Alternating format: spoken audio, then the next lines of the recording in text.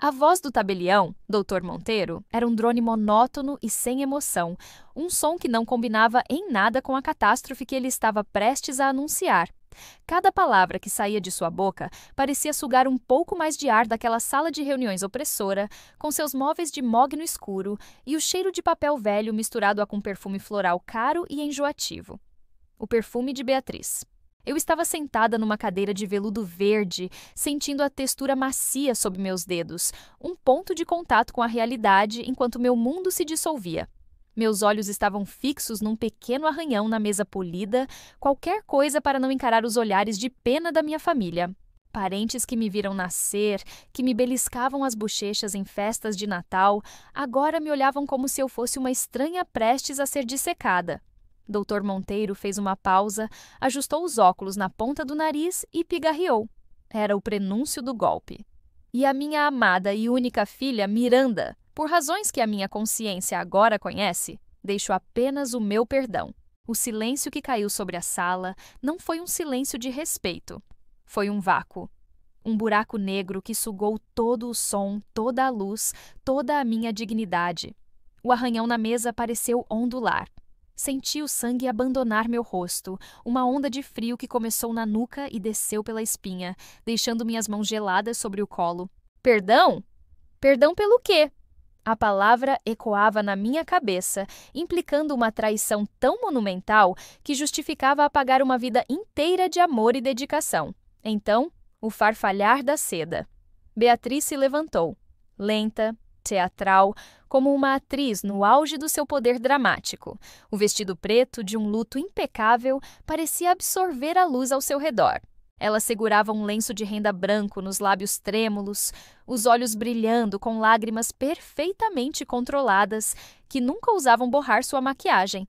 Ela era a imagem da viúva sofredora, uma obra-prima da fraude.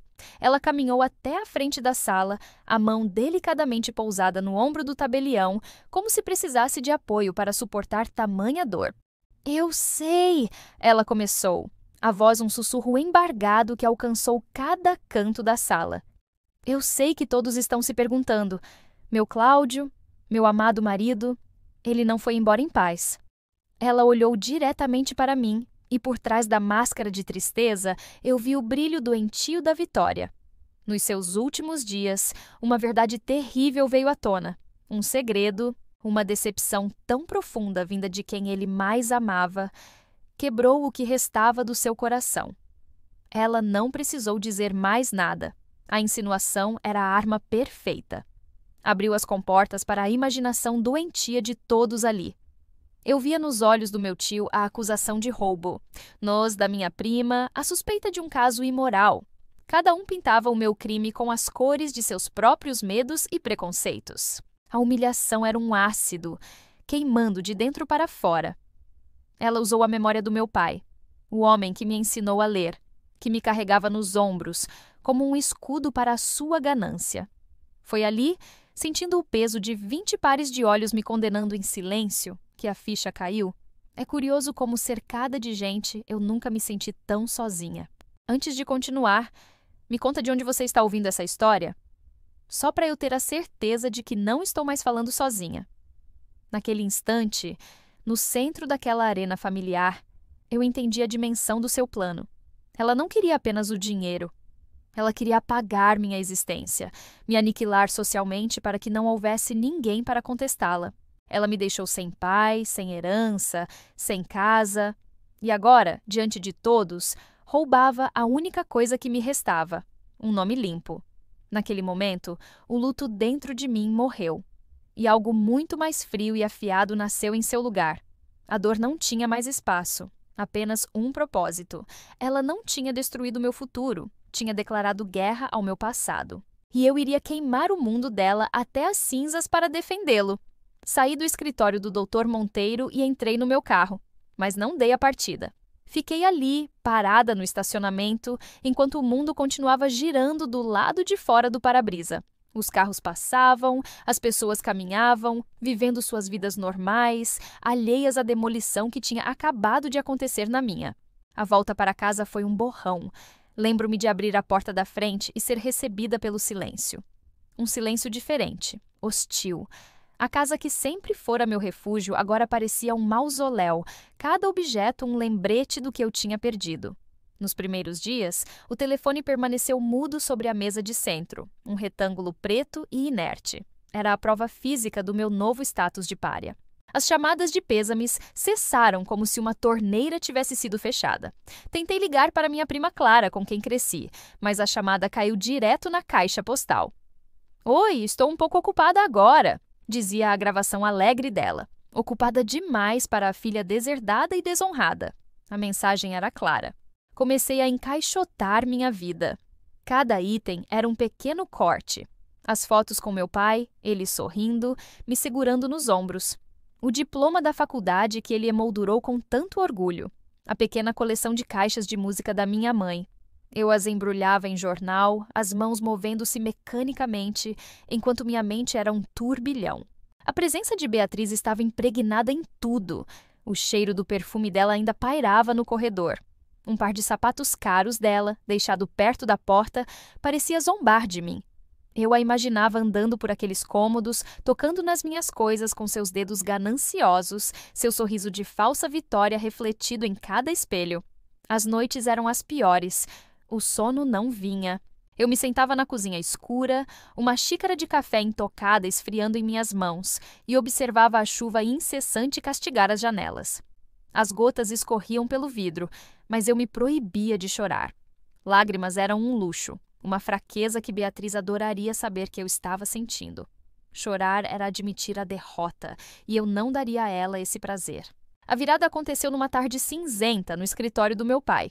Eu estava exausta, coberta de poeira, o desespero começando a corroer as bordas da minha raiva. Estava tirando os livros dele das prateleiras, o cheiro familiar de couro e papel velho enchendo o ar. Foi quando peguei uma edição surrada de O Conde de Monte Cristo, o livro favorito dele. Ao abri-lo, um marcador de páginas de couro caiu no chão. Nele, com a caligrafia forte e angular do meu pai, estava escrito: "A verdade sempre encontra um jeito de vir à tona, e a paciência é a maior das armas." Aquelas palavras me atingiram como um raio. Não era apenas uma citação, era uma instrução, uma mensagem. Meu pai era um estrategista, um homem que pensava 10 passos à frente. Ele nunca seria pego de surpresa.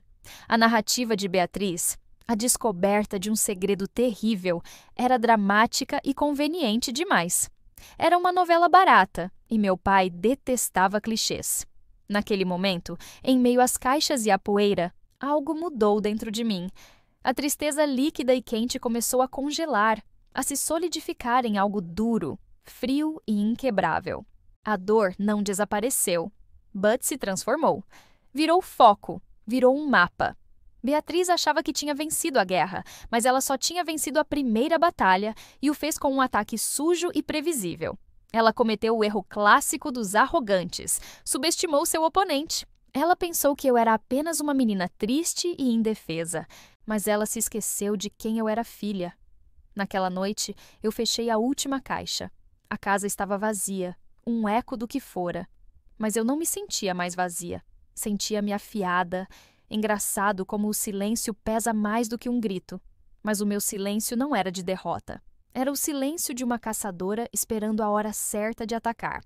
Deixei aquela casa para trás, sem olhar para trás. As 2 malas que carregava continham mais do que roupas. Continham os destroços de uma vida e a semente de outra.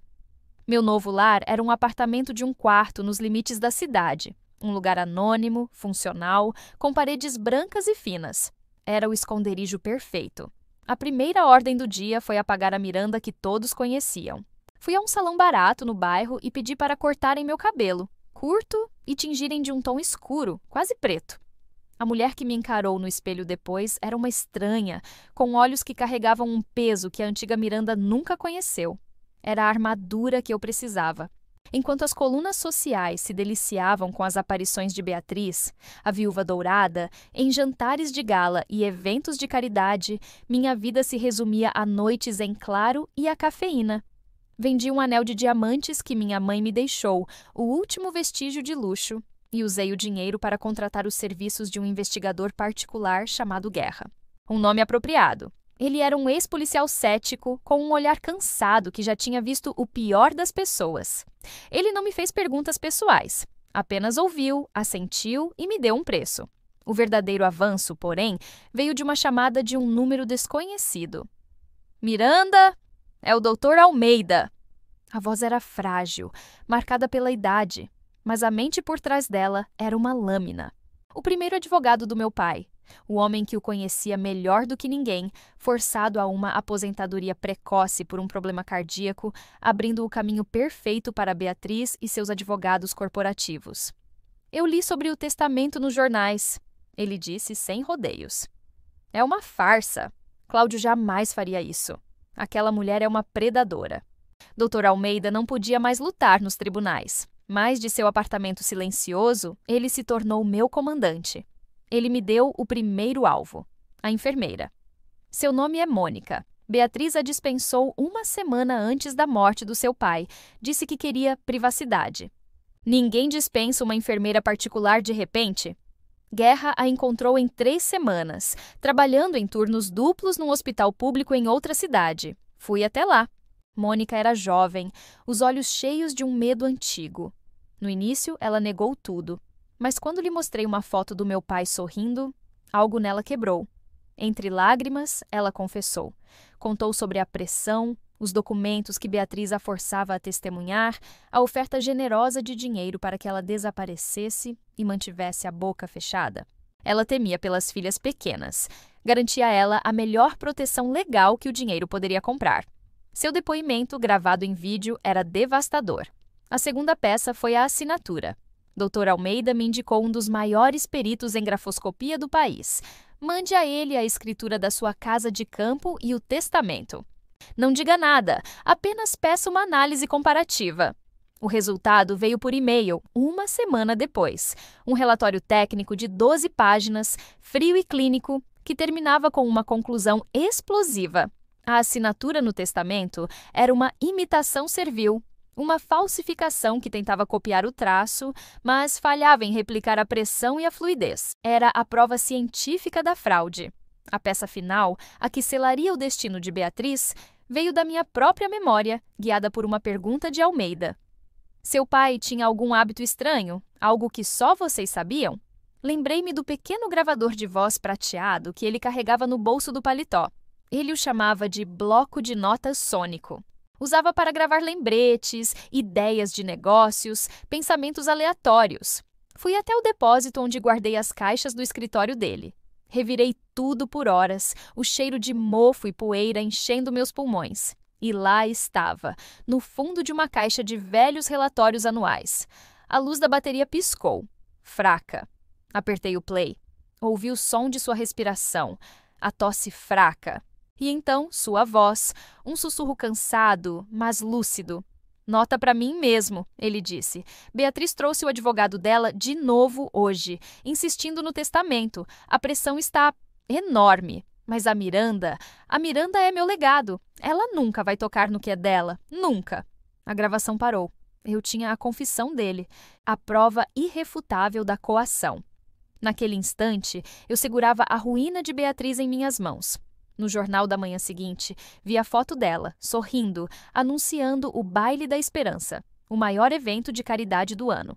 Ela estava no topo do mundo, se banhando em admiração. A ironia era deliciosa. Ela estava construindo seu próprio cadafalso e eu apenas forneceria a corda. Ninguém percebe o perigo quando ele usa salto e batom. Mas naquele momento, eu não era mais a filha de luto. Eu era a herdeira da guerra. O grande salão do Hotel Imperial era uma catedral da opulência. Lustres de cristal do tamanho de pequenos carros derramavam uma luz dourada sobre um mar de rostos ricos e satisfeitos. Homens em smokings impecáveis, mulheres envoltas em joias que valiam mais do que o meu apartamento. E no centro de tudo, como uma deusa pagã recebendo suas oferendas, estava Beatriz. O vestido dourado que ela usava era uma obra de arte, uma cascata de lantejoulas que capturava a luz a cada movimento. Ela flutuava pelo salão, o sorriso nunca vacilando, a personificação da graça e da generosidade. Para todos ali, ela era uma santa. Para mim, ela era apenas um alvo. Eu não estava no salão. Meu posto de observação era uma pequena e escura cabine de controle de áudio e vídeo, com vista para o palco. Ao meu lado, um jovem técnico chamado Léo, cuja lealdade eu havia comprado não com dinheiro, mas com uma verdade. A mãe dele havia sido uma das enfermeiras que Beatriz demitiu sem justa causa anos antes. Ele tinha uma dívida a acertar. Meu coração não estava acelerado. Era uma máquina fria e eficiente, bombeando gelo pelas minhas veias. A adrenalina tinha se transformado em uma clareza absoluta. Cada segundo parecia se esticar. Eu observava Beatriz no palco, sob os holofotes, segurando o microfone como um cetro. Ela esperou o aplauso diminuir, colocando a mão sobre o coração num gesto de falsa humildade.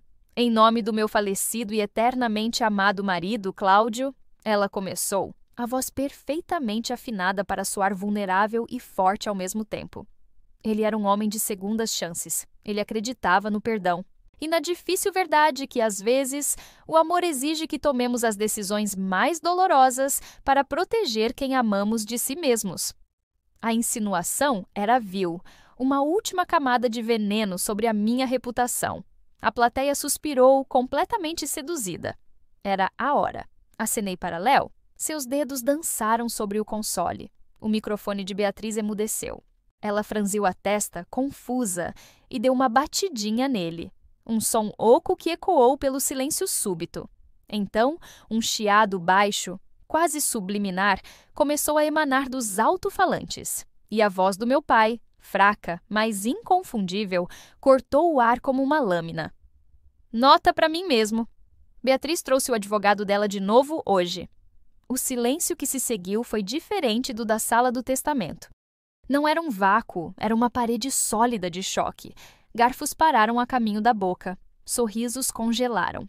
Todos os rostos se viraram para o palco, onde Beatriz parecia ter se transformado em uma estátua de cera. Insistindo no testamento. Continuou a voz fantasmagórica do meu pai. A pressão está enorme, mas a Miranda é meu legado. Ela nunca vai tocar no que é dela. Nunca. Simultaneamente, os dois imensos telões que ladeavam o palco piscaram. A imagem sorridente de Beatriz foi substituída. À esquerda, o laudo da perícia apareceu em letras garrafais, a assinatura falsa circulada em um vermelho agressivo. À direita, o rosto assustado, mas determinado, da enfermeira Mônica surgiu, o vídeo do seu depoimento começando a rodar sem som, legendado para um impacto máximo. Foi o meu sinal. As portas duplas do fundo do salão se abriram. E eu entrei. Se você chegou até aqui, já entendeu que vingança boa é servida fria. Curte o vídeo e continua comigo. Agora vem a parte que eles nunca esqueceram. O mar de gente se abriu para mim. Ninguém ousou falar. O único som era o clique dos meus saltos no mármore polido e a voz do meu pai ainda ecoando. Eu não olhei para ninguém, meus olhos fixos apenas nela. No palco, Beatriz estava desmoronando sob o peso de 1000 olhares. Parei bem em frente a ela. Não precisei subir. Dali, do chão, eu estava em uma posição de poder muito superior. Ela me olhou, os lábios se movendo sem som. O rosto, uma máscara de pânico. Foi quando um novo som começou a se infiltrar no silêncio chocado do salão. Distante a princípio, depois mais perto, mais nítido. Sirenes. Eu não sorri. Apenas ergui a mão e mostrei a ela o pequeno gravador de voz prateado. A arma do crime contra ela mesma. Os policiais entraram no salão, não com a pressa de uma emergência, mas com a calma metódica de quem vem cumprir um mandado. Você me ensinou a ser fria, Beatriz. Espero que aguente o gelo da cela que te espera. A chegada da polícia transformou o choque silencioso do salão em um caos ruidoso. Os flashes das câmeras dos celulares piscavam freneticamente, uma tempestade de luzes estroboscópicas capturando a queda da rainha. Beatriz, finalmente encontrando a voz, soltou um grito agudo, uma mistura de negação e fúria, enquanto os policiais subiam ao palco. Ela não foi algemada, ali eles foram discretos, mas a imagem dela sendo escoltada para fora, o vestido dourado agora amarrotado, a maquiagem borrada pelas primeiras lágrimas reais que eu havia derramar, ficou gravada na memória de toda a cidade. Eu não fiquei para o final do espetáculo. Enquanto a atenção de todos se voltava para a cena no palco, eu me virei e caminhei de volta pelo mesmo corredor de mármore. Ninguém tentou me parar. Eu era uma aparição, a executora de um veredito, e meu trabalho ali estava terminado. Lá fora, o ar frio da noite lavou meu rosto. Eu respirei fundo, o cheiro de asfalto molhado e cidade preenchendo meus pulmões. Não havia um sentimento de triunfo borbulhando dentro de mim. Não havia alegria. O que senti foi uma profunda e vasta exaustão, seguida por uma sensação de leveza. O peso que eu carregava nos ombros por meses, a raiva, a humilhação, a sede de justiça, tudo isso simplesmente se dissipou na noite. A pedra de gelo no meu peito não derreteu, ela evaporou. Os meses seguintes foram uma avalanche de processos legais, manchetes de jornal e burocracia. O nome do meu pai foi oficialmente limpo, o testamento fraudulento anulado e a verdade, em toda a sua complexidade, veio à tona. Beatriz foi condenada, sua sentença foi longa, a justiça dos homens fazendo sua parte. A herança, o império que meu pai construiu, voltou para minhas mãos. Mas o dinheiro, as propriedades, as ações, tudo parecia secundário, eram apenas ferramentas. O verdadeiro legado era outro. Eu assumi a presidência da empresa. No primeiro dia, sentei-me na cadeira de couro do meu pai, a mesma que ele ocupou por 30 anos. A sala tinha uma vista panorâmica da cidade. Por um momento, senti o tamanho da responsabilidade, o peso da coroa. Mas não era medo que eu sentia, era pertencimento. As mesmas pessoas, tios, primos, amigos da família, que haviam me evitado como uma doença, começaram a reaparecer. Ligações, convites para almoçar, desculpas esfarrapadas. Eu os recebia todos no meu novo escritório. Ouvi suas justificativas com uma paciência polida. Eu os perdoei, não por eles, mas por mim. Perdoar era soltar a última âncora que me prendia ao passado, mas eu não esqueci. Eu me tornei uma excelente juíza de caráter. Hoje, anos depois, eu ainda venho a este escritório. A empresa cresceu, prosperou sob o meu comando. Construí meu próprio legado sobre as fundações que meu pai deixou. Às vezes, no final de um dia longo, eu me sento aqui, nesta mesma cadeira, e olho para as luzes da cidade se acendendo, um tapete de diamantes brilhando na escuridão. Não me tornei uma pessoa fria, mas aprendi a controlar meu fogo. A noite do baile não me trouxe felicidade no sentido convencional da palavra. A felicidade é um sentimento passageiro. O que aquela noite me deu foi algo muito mais sólido, mais profundo. Deu-me a mim mesma de volta. A vingança não era sobre destruir Beatriz. Ela fez isso sozinha com sua própria ganância. A vingança era sobre a minha ressurreição. E olhando para o meu reflexo no vidro da janela, a cidade inteira aos meus pés. Eu sei que a mulher que me encara de volta é a verdadeira herdeira de tudo o que meu pai valorizava. Não sua fortuna, mas sua força. No final, a verdadeira herança não foi o dinheiro que recuperei. Foi a paz de poder dizer meu próprio nome em voz alta outra vez.